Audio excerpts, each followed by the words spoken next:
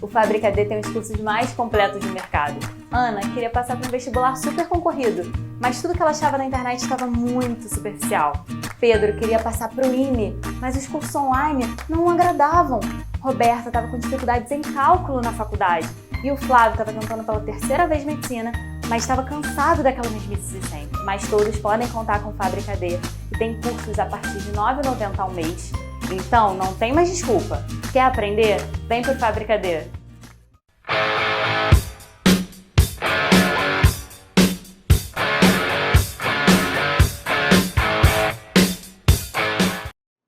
Bom, vamos lá, galera. Agora vamos pegar uma questão mais casca grossa, que é essa aqui que já caiu no IME e já teve várias variações, tanto em prova de múltipla escolha, inclusive na AFA, não lembro se foi AFA ou FON, não foi a Escola Naval, que cobrou uma bem parecida na objetiva dela, por incrível que pareça, tá? Então vamos lá, vamos ler aqui comigo.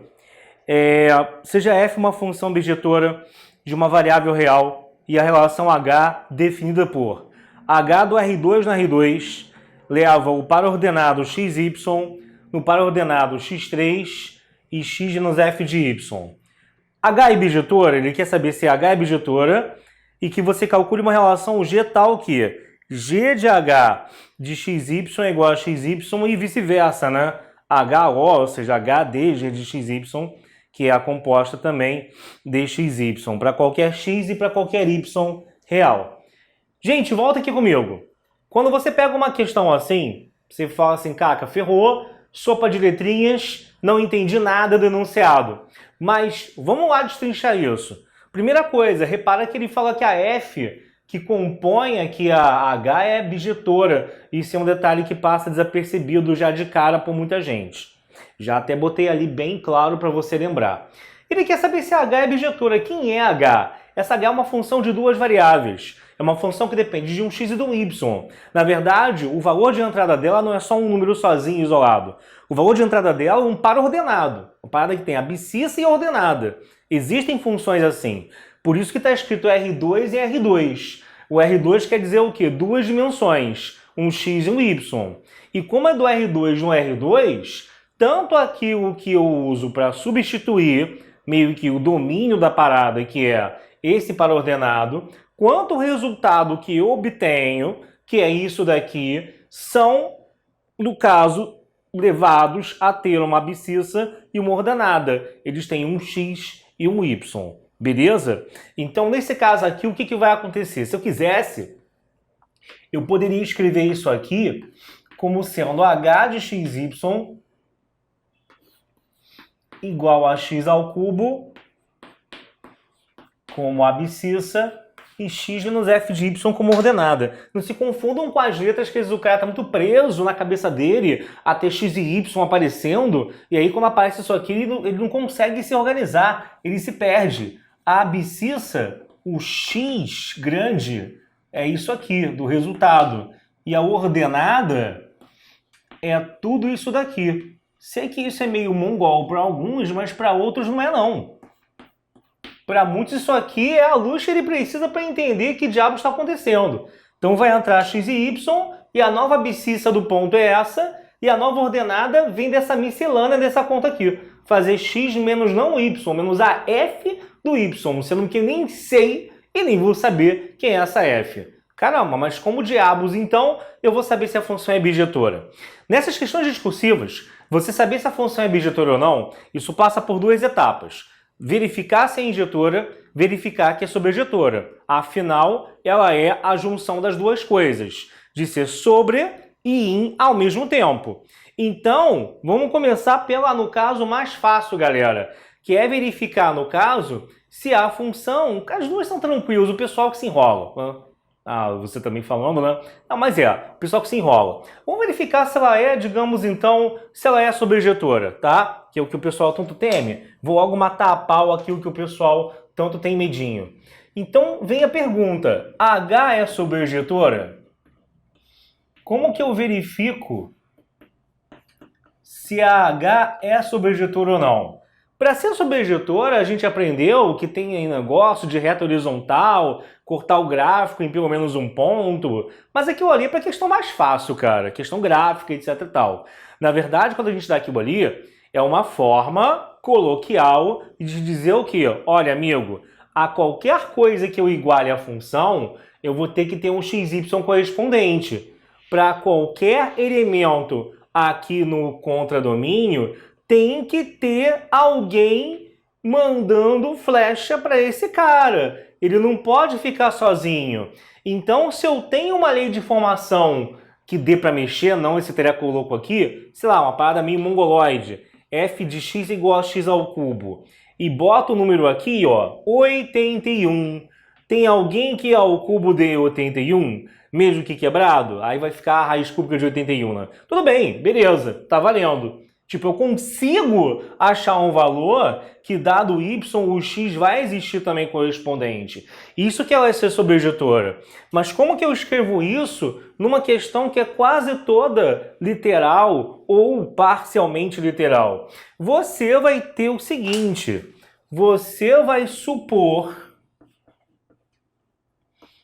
um par ordenado ao alfa-beta pertencente ao R2, tal que o H de alfa e beta, no caso aqui, perdão, desculpa, tal que esse alfa-beta seja o contradomínio de algum par ordenado pertencente ao domínio dessa função. Ou seja, tem que dar, no caso aqui, para eu pegar e a partir disso, em função do alfa e do beta, claro, achar um x e um y que sejam a resposta que me indiquem que existe alguém que eu substituí aqui para o resultado dar um par alfa-beta. Pô, mas eu não estou entendendo como que poderia não dar. Eu vou te explicar. Então, tipo, para o par ordenado ser igual, você já aprendeu ou vai aprender que cada coisinha de cada lado tem que ser igual, ou seja, a abscissa desse tem que ser igual a desse. Então, o x3 vai ter que ser igual a alfa. E aí você vai ter o quê, né? Que o x aqui, ele tem que ser igual à raiz cúbica de alfa. Muita atenção nessa hora. Você não está perguntando como que poderia dar problema? Já aqui. Se fosse, por exemplo, ao quadrado, na hora que você tirar essa raiz quadrada, você ia depender para que isso realmente existisse, já que eu estou trabalhando com valores reais, você ia depender do alfa ser maior que zero, ou igual a zero, o que não estou fazendo com observação, porque, teoricamente, isso aqui tem que poder ser qualquer coisa, e não ficar restrito a essa condição. Então, se na hora que eu estou aqui igualando, para chegar ao x e ao y, eu ficar preso a uma condição que não está na questão, significa que eu não estou conseguindo demonstrar que ela é sobrejetora, e provavelmente ela não é, tá? Então, aqui até agora, ok. O alfa, ele não tem condição, mas raiz cúbica também pode ser valor positivo ou negativo aqui dentro, que não vai dar besteira. O x eu já achei, então. Vamos achar agora, no caso, o y, né? E aí fica um pouco mais complicado, que eu tenho que igualar esse beta a toda essa expressão que está aqui. Então fica x menos f de y igual a beta. Vamos embora. Faz assim, ó. Fala que o f de y, ele vai ser, então, x menos beta. Vou botar lá em cima. Gente, aí outra coisa é muito importante nessa hora. Não, passei o f para cá e o beta para lá. Eu já sei, né? Chuchei. Eu já sei aqui que o x, nesse momento, ele é a raiz cúbica de alfa. E eu teria que, teoricamente, dar ali, ter a função f, ou dar o meu jeito de isolar o y. Só que aí que entra o detalhe da função f ser bijetora. Toda função bijetora é uma função inversível. Se ela é inversível, eu posso chegar aqui e falar o quê? Que y é f menos 1 de tudo que está ali à direita. Como é que é? É isso sim. Você, no caso aqui, ó, tem que entender que toda vez que numa função você tem aqui, ó, se ela é inversível, se eu tenho que f de A é igual a B, é o mesmo que falar que f menos 1 de B é igual a A. Eu estava nessa situação, precisava isolar o A, então passo F para o outro lado, entre aspas, né? E falo que o A é F menos 1 de B, tá legal? Então, assim, você conseguiu achar o par ordenado. O par ordenado que tem aqui, que vai no caso da alfa e beta como resultado, é se você substituir raiz cúbica de alfa lá dentro, que ao cubo acaba dando só alfa, ok? Fica igual, e o F menos 1 da raiz cúbica de alfa menos beta lá dentro, né? Porque primeiro que F de F menos 1 se eliminam com o outro. Que toda vez que eu faço a composta de uma função com a sua inversa, elas meio que se anulam, fica só a identidade, fica só o que está dentro do parênteses, tá? Aí ia ficar só o raiz cúbica de alfa menos beta. Como tem a raiz cúbica do alfa aqui também no x, ó, as raízes iriam se cortar e ia ficar só beta no final. Experimenta fazer agora a prova real, para ver como dá certinho, tá? Você vai gostar de ver como tá tudo ok. Bom, mostrei que é sobrejetora. Printa aí, galera. Eu não quero apagar o primeiro quadro porque ele é importante até o final com a gente, tá bom? Então, já que eu mostrei que ela é sobrejetora, agora eu vou mostrar que ela é injetora. E para mostrar que ela é injetora, o que se faz nessa hora? Para você mostrar, ou não, né? De repente você conclui que ela não é injetora. Na verdade, ele não falou na questão demonstre que a função é bijetora. Ele perguntou se ela é bijetora. Então, estou vendo ainda se ela é ou se ela não é. Se ali tivesse dado algum problema, como ser ao quadrado e não ao cubo, quando eu estava aqui naquela parte da sobrejetora, ela já não seria sobrejetora e já não seria bijetora também, e a resposta já seria não. Eu nem partiria para a parte da injetora, não precisaria, tá? Não precisaria na discursiva de jeito nenhum. Ele não perguntou separadamente, eu perguntei se é bijetora. Qualquer coisa que me leve a ver que já deu ruim e não é bijetora, valeu, tchau, já expliquei, um abraço. Primeira parte da pergunta é feita. Tudo bem? Injetora. Para injetora, para você aqui conseguir mostrar que ela é injetora, você tem que fazer o seguinte. Se fosse uma função de R em R, né, gente? Só para você não se perder. É assim, ó. Se eu tenho dois y iguais, então eu tenho que conseguir demonstrar que os x que mandam flecha para eles também são iguais, ok? Ou seja, no diagrama de Venn aqui, gente, no diagrama de conjuntos, aliás, se eu tenho dois y no caso, que na verdade são o mesmo, aí tá, eu concluí que eu tenho y1 igual a y2, então o y2 não está aqui, é só um y só. Mas aí tem originalmente um x1 para o y1 e um x2 para o y2. Mas aí o que acontece?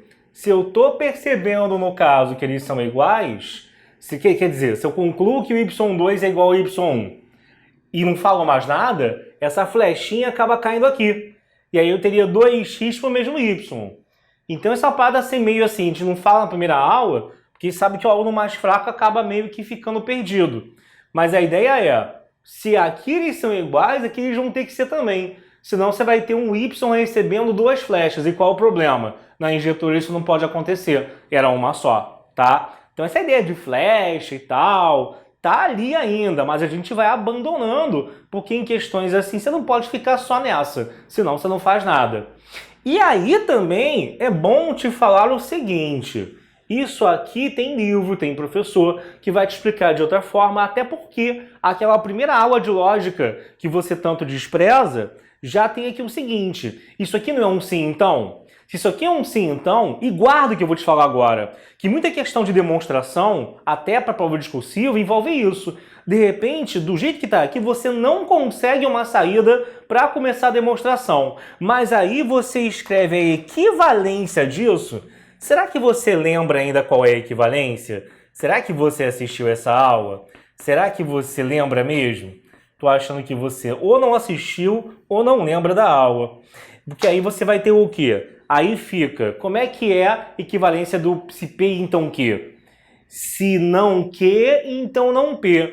Você meio que iria de trás para frente negando as duas. Se você boiou, volta agora na aula de lógica, tá? Então você vai ter o quê? Se, aí nega o final, x1 diferente de x2, então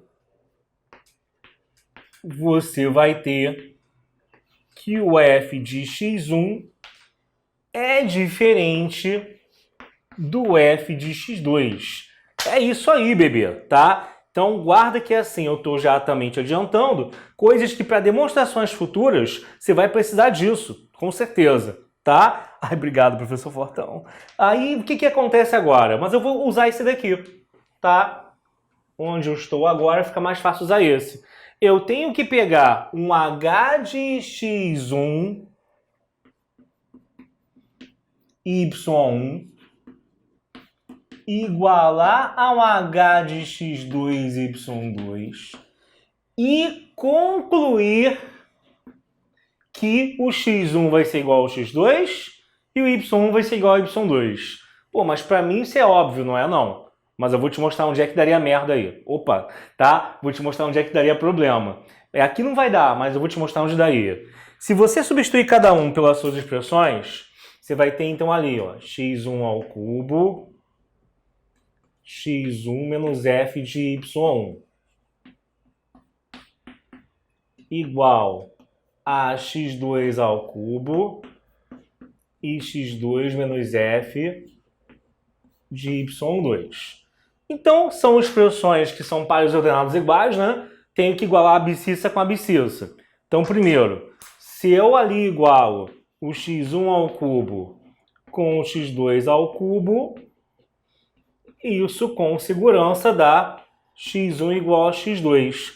Porque é diferente fazer isso aqui para alguém ao cubo de fazer isso aqui para alguém ao quadrado. Que aí eu teria duas possibilidades, com mais ou com menos. Quando eu faço ao cubo, aí não. Aí é tranquilo, tá? Agora, então essa primeira parte foi superada, graças a Deus. Na segunda parte, x1 menos f de y1, que a ordenada de um tem que ser igual à ordenada do outro, né? E aí, dois detalhes. O x1 ele já é igual ao x2, galera. Então eu já posso cortar ele de um lado e do outro aqui. E aí fica f de y1 igual a f de y2. Eu vou apagar aqui, tá? Infelizmente. Cara, só cuidado com uma coisa. Porque por ser discursiva, se você explicar mal explicado, vai dar ruim, tá? Vou até aqui sair da frente para você dar o seu print, beber uma aguinha. Obrigado aí, mané. Tá? Beber uma água aqui e vamos voltar. O que vai acontecer? Vocês vão ter o seguinte. Quando eu volto agora aqui, voltando, você vai ter assim, ó. F de y1 igual a f de y2.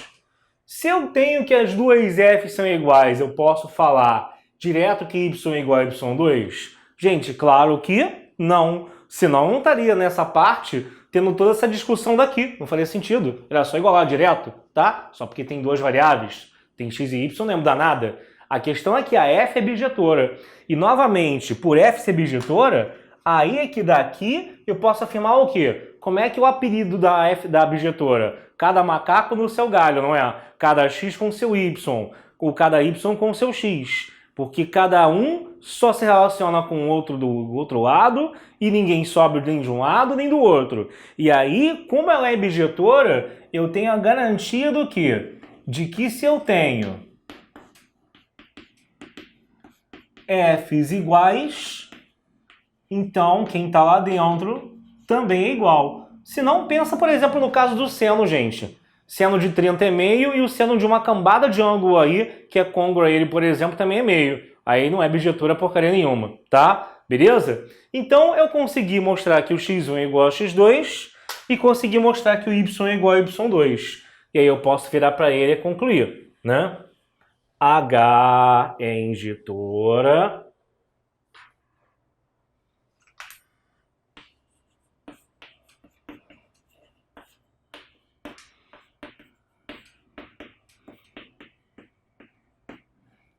Depois, para h de x1, y1 igual a h de x2, y2, temos x1 igual a x2 e y1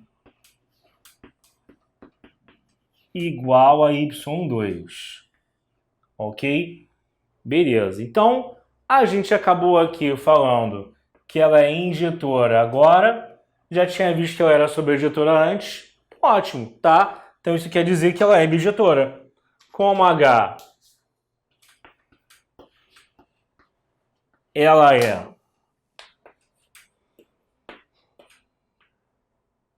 sobrejetora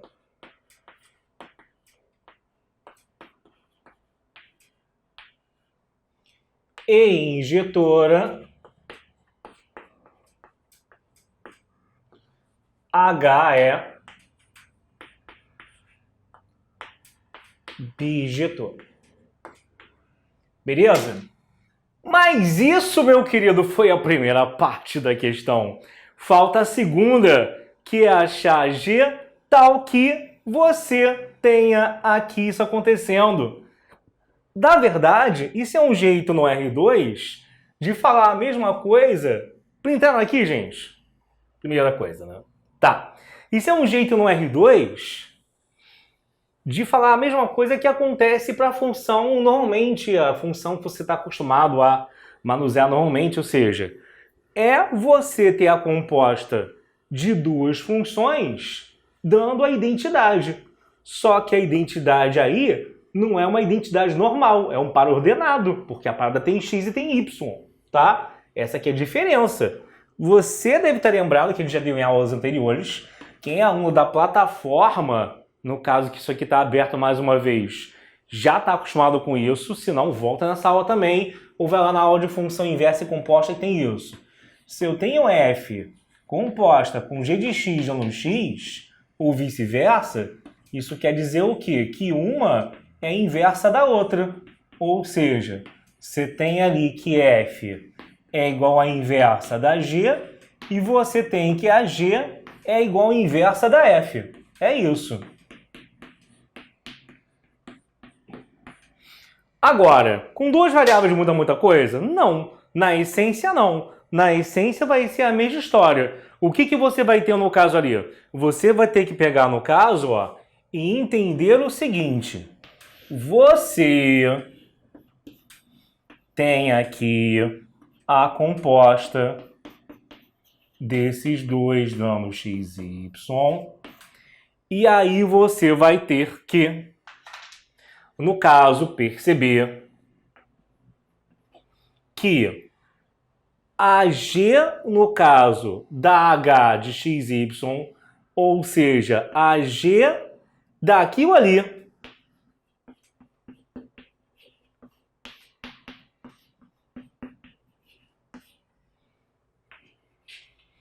a g de algo que é x3 e x menos f de y tem que dar, no caso, xy, ok?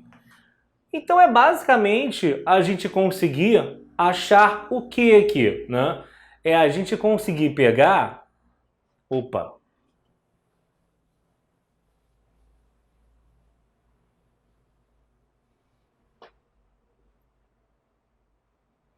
Então é basicamente a gente pegar as expressões que estão aqui e das duas eu vou trabalhar com a de baixo. Você vai perceber que trabalhar com ela é mais fácil, em que eu tenho que h da g de xy é igual a xy. Essa g de xy é uma função do R2 no R2 também. Então, ou seja, ela é de tal maneira que ela vai te dar, no caso ali, um alfa, beta com resultado. Vou botar só C e D para você não confundir com aquela passagem em que eu falei da sobrejetora, né? Você confunde. Então aqui, ó, aqui está entrando um par ordenado C e D. Então a gente vai ter que o H de C e D tem que dar XY. E eu vou ter que conseguir achar o C e o D em função de x e de y. É isso, tá? E aí, como é que eu faço isso, minha gente? Você vai fazer isso aqui pelo seguinte. Lembra que h de qualquer coisa segue isso. Vai dar um c ao cubo e um c menos f de d. A passagem de continhas é muito parecida com aquela que a gente usou quando foi fazer a demonstração para ela ser ou não sobrejetora, tá? Então não vai ter muita diferença não. Você vai igualar a abscissa com a abscissa. Então vai ficar c ao cubo igual a x. Ou seja, fica c, que é a raiz cúbica de x. E vai... Já descobri que não tem restrição. Lembra, o x aqui não tem que ser positivo, ele é qualquer coisa real. E vai ter também o que? O momento em que c menos f de d dá y. Ou seja, você vai ter que a raiz cúbica de x menos f de d é igual a y. Vamos isolar esse cara. Fazer que nem o pessoal do LoL ficar isolado. Desculpa, gente, eu tinha que mandar essa piada escrota. Eu também jogo LoL e Dota pra caramba, tá? É só pra você saber que eu mandei uma piada escrota, mas foi mais forte do que eu, tá? E aí você vai ter aqui, ó, f de d igual a raiz cúbica de x menos y. E aí, para isolar o d, novamente, a gente vai usar o quê? Ela é bijetora, a f é bijetora. Então, daqui eu posso falar que o d é a f menos 1 da raiz cúbica de x menos y, tá? Então, eu achei tanto o valor do c quanto achei aqui o valor do d, tá? Então, tá aqui tudo o qual a gente precisava. Beleza, gente? Então, tipo, isso quer dizer que quem que vai ser a g de xy aqui? Vou botar a resposta agora, assim já posso apagar, né? A g de xy, então, galera, ela vai ser essa função dada por o c, que é a raiz cúbica de x, e o d, que é a f inversa de raiz cúbica de x menos y. Tá aí. Tá aí, no caso, a g de xy que ele tinha pedido. Se você montasse na outra ordem do que eu tinha escrito aqui, com o g fora e o h dentro, você tende a se enrolar bem mais, tá? Então, assim, eu já, na tentativa e erro como aluno, já tinha quebrado a cara e já cheguei te indicando direto o caminho mais fácil para você fazer. Não foi mágica, nem eu psicografei, não. Eu já sabia, tá bom? Então, galera, essa questão ela é pesada. É uma questão que no presencial, geralmente, as pessoas ficam lá bugando, o pessoal se junta para ficar um refletindo com o outro, porque tem uns passozinhos aqui meio miseráveis, mas assim, é cheio de detalhe, né? Mas espero que tenha ficado bem mastigado para você. Espero que você tenha realmente entendido tudinho, porque ela já foi copiada, inclusive, em múltipla escolha. A prova do INBE objetivo, essa aqui é dos anos 80.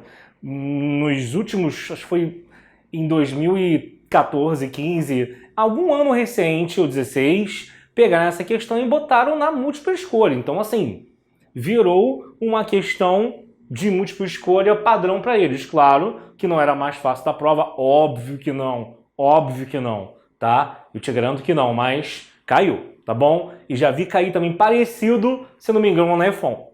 Então, estuda com cuidado isso aí. Vamos seguir na nossa bateria de questões. Forte beijo. Tchau, tchau, galera. Valeu!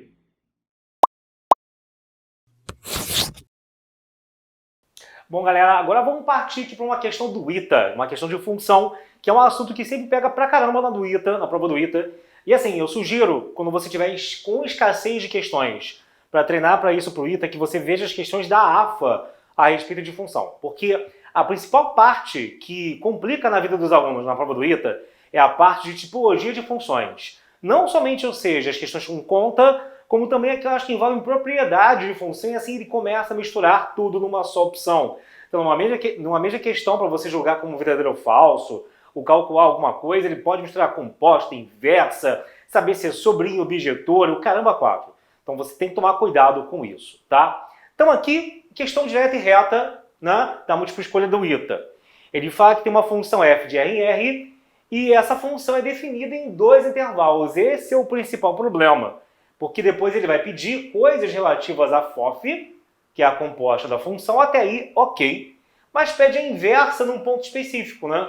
E ele quer saber, inclusive, se a FOF de menos 2/3 é inversa no 21, no 99, no 3, no menos 3, ou até mesmo se tudo que a gente vai falando aí não tiver nada a ver com nada, né? Você tem alguma opção aí que, na verdade, deveria estar e não está, e vai cair na letra E, que é nenhuma das anteriores. Bom, galera, para você aqui ter uma função inversível, primeiramente, você tem que lembrar que a função tem que ser bijetora. Não existe inversa se a função não é bijetora, não tem como ela ser bijetora se ela não tem inversa, tá? Então, uma coisa leva a outra. Lembra sempre disso daqui, tá? Outra coisa importante, mais uma vez, é você lembrar disso daqui, galera. Que quando eu faço, por exemplo, a inversa de uma função com ela mesma, isso vai dar identidade. E isso eu vou usar aqui nessa questão agora. Agorinha mesmo. Bom, vou começar logo pela parte mais difícil da questão, tá? Admitir que ela é bijetora, mas depois eu mostro por que ela é. E vamos logo resolver esse trem aqui do FOF de menos 2/3. Na verdade, eu quero que você observe o seguinte. Exceto pela letra E, é claro, né? Se eu olhar para A, B, C e D, todas são FOF de menos 2/3 igual a F menos 1 em alguém. Onde esse alguém, esse A que está dando ali, está variando da letra A até a letra D, percebeu? Na verdade, hora dá 21, hora dá 99, mas o resto não muda. Então, se eu conseguir achar esse A, eu já consigo praticamente cravar qual é a opção correta, desde que a função, é claro, seja bijetora. Pode ser que ela não seja, e aí não adiantaria analisar o que vem depois, e aí eu teria que marcar a letra E. Eu sei disso. Mas vamos logo fazer essa parte mais interessante. Olha só. Em vez de ficar invertendo a função, eu vou fazer o seguinte. Taca mais uma F em ambos os lados da equação. Faz a F da FOF, que é a FOFOF. Porque isso vai obrigar o resultado ali à direita a dar identidade, a dar apenas o A. E aí nisso eu já estou dizendo o que, gente? Que achar esse A é a mesma coisa que achar F da F de menos 2/3. Tá? Então, como você vai fazer isso, você vai ter o quê? Primeiro, o que vai ser a F de menos 2/3? A F de menos 2/3 é procurar aqui, né, onde o x é negativo, vai ser justamente onde você vai substituir isso. E aí você corta o 3 de cima com o de baixo, 3 com menos 2 dá 1. Ok. Agora vamos partir para F da F de menos 2/3, ou seja, na verdade, achar F desse 1 que eu calculei agora, né? F de 1, como é um valor positivo, entra aqui embaixo, tá? Fica 1 ao quadrado, mais 4 mais 3, o que termina dando 8. E, finalmente, a FOFOF, a F da F de menos 2/3. Você acabou de ver comigo aqui agora que só essa partezinha aqui é igual a 8, não é? Se só essa partezinha é igual a 8, então isso vai dar F de 8, que vai acabar sendo o quê? Ó, você vai ter F de 8, 8 é maior que 0, vai ficar 8 ao quadrado, tá? Mais 4 vezes 8, mais 3. O que fazendo a continha, ó, 64, 32, 96, vai dar 99. Tá, galera? Então, aquele A que está ali à direita é a mesma coisa que o 99. Tranquilo? Então, eu já sei que um bom candidato à resposta é a letra B. Por que uma boa candidata à resposta B? Que falta eu ver se a função é bijetora ou não. Nessa hora, gente, vamos pela simplicidade. Em vez de ficar usando linguagem matemática rebuscada, isso a gente está no embasamento e o pessoal já torce a cara. E, cara, isso é solução para muitas questões mesmo, que é fazer uma análise gráfica, tá? Se eu fizer o gráfico disso daqui, que vai acontecer? Para o x menor que zero, eu tenho uma reta, 3x mais 3, né? Ó, se igualar 3x mais 3 a zero, vai dar menos 1 como raiz. E o termo independente é 3, quer dizer que ele corta no 3. E para x maior que zero, o termo independente também é 3, ou seja, onde uma termina, a outra já começa, né? Os termos independentes das duas são iguais, então não vou ter uma quebra no desenho. Você vai ter, no caso aqui, até aqui a reta 3x mais 3, e depois já entra a parábola. Agora a dúvida é o seguinte, a parábola, eu já estou pegando ela da subida em diante, ou ela ainda vai descer para depois subir? Isso é importante? Sim, pra caramba. Por que é importante? Porque toda vez que eu quero verificar graficamente se uma função é sobre e objetora, você vai traçar várias linhas horizontais ao longo do seu desenho. E o número de pontos em que elas cortarem ou não vai te dizer o tipo de função que ela é. Então, se cortar em até no máximo um ponto, ela será injetora. Anota aí. Se cortar em pelo menos um ponto, ou seja, ou corta em um ou mais do que um, ela será sobrejetora. Anota aí. Se cortar em exatamente um ponto, ela será bijetora. Então, se ela ainda desce para depois subir, ela não é bijetora, eu estaria inviabilizando a letra B, e aí seria a letra E a resposta. Mas olha, como é que eu vou saber se eu tenho uma coisa ou outra? O x do vértice. Se ela ainda fizesse essa barriguinha aqui, ela passaria pelo x do vértice. Então tem que calcular o x do vértice da função que está ali embaixo, gente. Se você calcula o x do vértice ali, o que vai dar o x do vértice dessa expressão? Vai dar menos b sobre 2a, ou seja, menos 4 sobre 2 menos 2. O fato de dar negativo significa que se eu fizesse o desenho inteiro, ela teria que passar para o lado de cá para que esse x do vértice se mostrasse, para ele aparecer e ficar um desenho inteiro completo. Só que não vou fazer o desenho inteiro completo, porque essa função só existe a partir do zero para a direita. Então, o x do vértice já foi ultrapassado, a função já passou por ele, e eu estou pegando só a parte da subidinha da função. Se eu fosse desenhar o resto, em algum momento ela passaria pelo menos 2. Mas isso não vai acontecer. Então, se isso não vai acontecer, perfeito. Significa que na hora que eu pego aqui e eu traço as tais horizontais das quais eu comentei, que elas vão cortar realmente o gráfico em exatamente um ponto. E como elas vão cortar o gráfico em exatamente um ponto, a função, de fato, ela é bijetora, tá?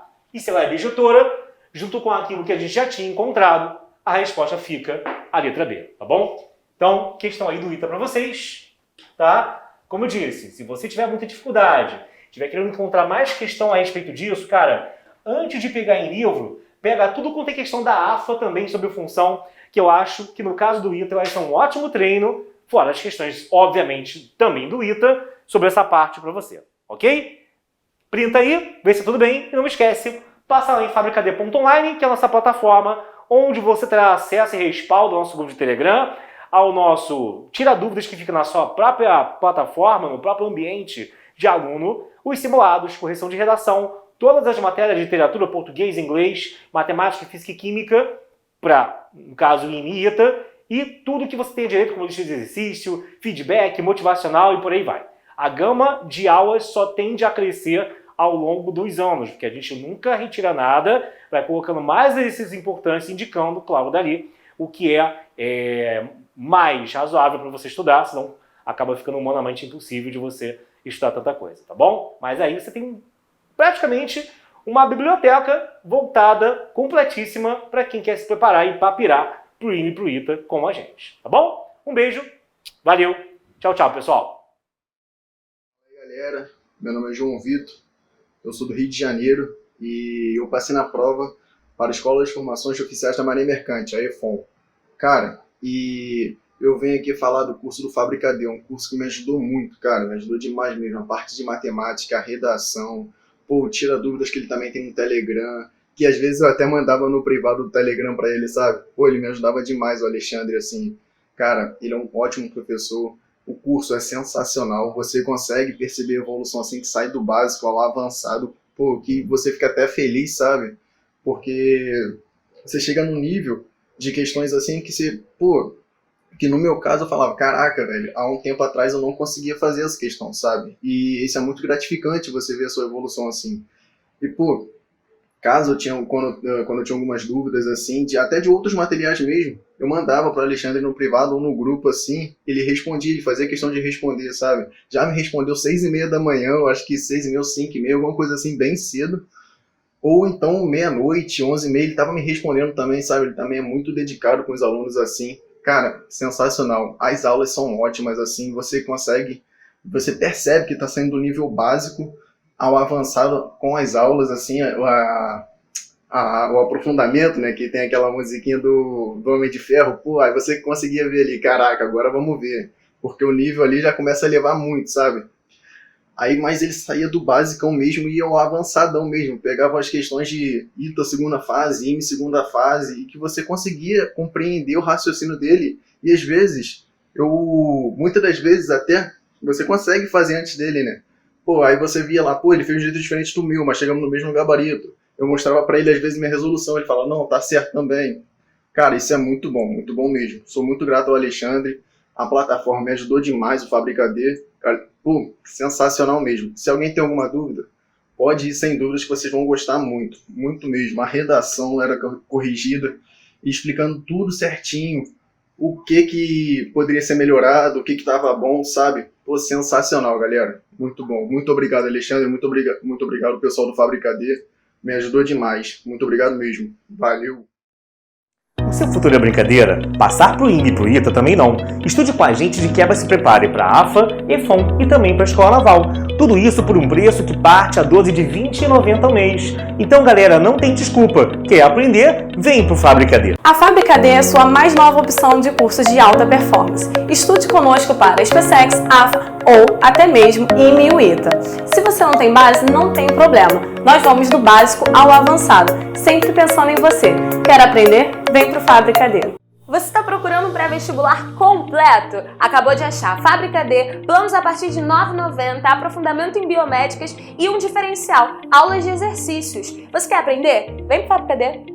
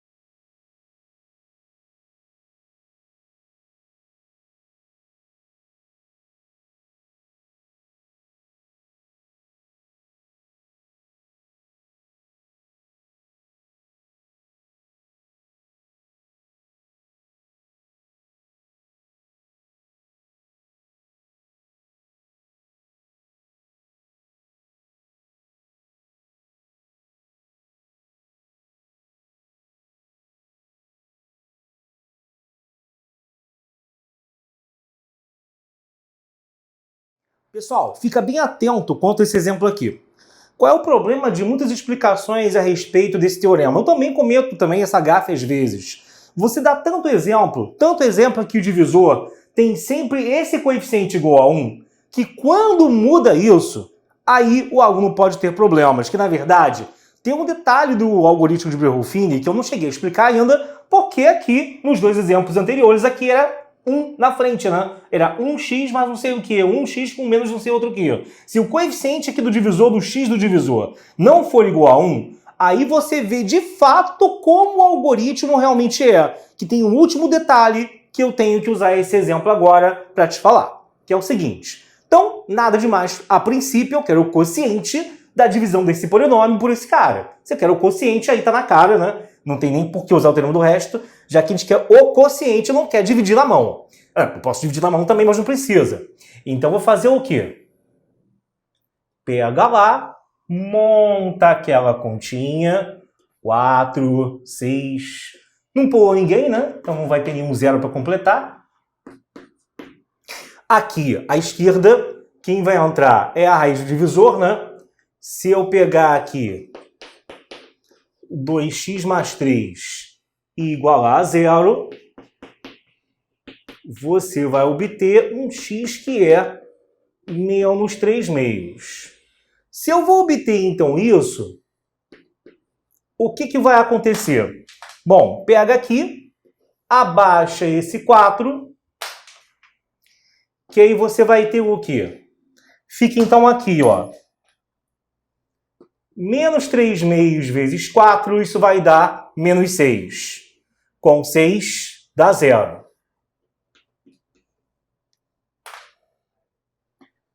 Depois, menos 3 meios vezes 0 dá 0.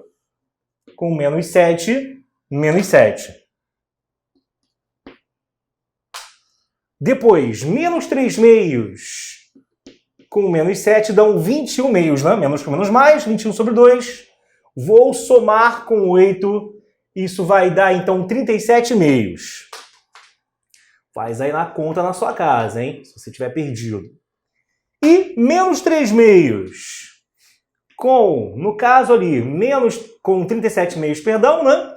2 e 2, multiplico os denominadores, vai dar 4. Em cima, 3 com 37, menos 111. Menos 111 sobre 4 com menos 7 ali em cima, né? Tem que fazer isso mais isso, né? Então é somar com menos 7, vai ficar menos 28 com menos 111, menos 139 sobre 4. Tá. Então, o último valor, já sei que o resto, que na verdade aqui pra gente não interessa, né? Mas fica aqui a curiosidade que o último valor é o resto, tá? E aí, minha gente, teoricamente, esses números aqui é que vão me dar os coeficientes do quociente da divisão. Só que não é muito bem assim. Olha só, como é que é, então? Bom, se o divisor é do terceiro grau, perdão, do quarto grau, eu já sei que o quociente vai ser do terceiro grau, né? Nesse método aqui, sempre o grau resultante é um grau a menos, porque a divisão por um cara do primeiro grau, então eu estou abaixando o grau, né? Vai do 4 para terceiro, se fosse terceiro para segundo, e assim vai, tá bom? E aí, na ordem, eu tenho que ter um coeficiente para o x2, para o x3, né? Depois para o x2, depois para o x elevado a 1 e o termo constante. Tá. Só que aí,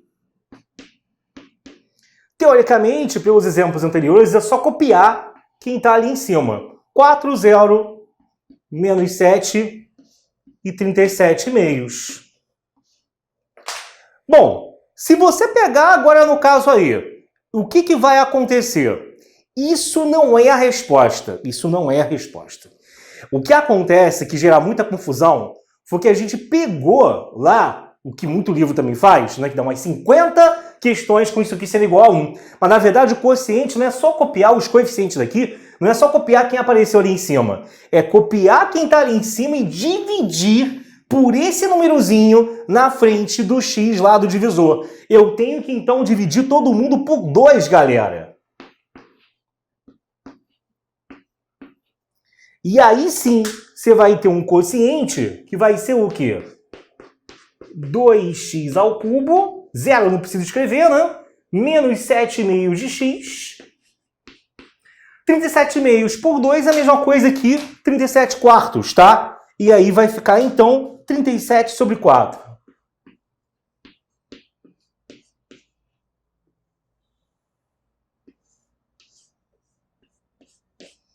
Tá legal? Isso vai ser, então, no caso aqui, a letra C de casa.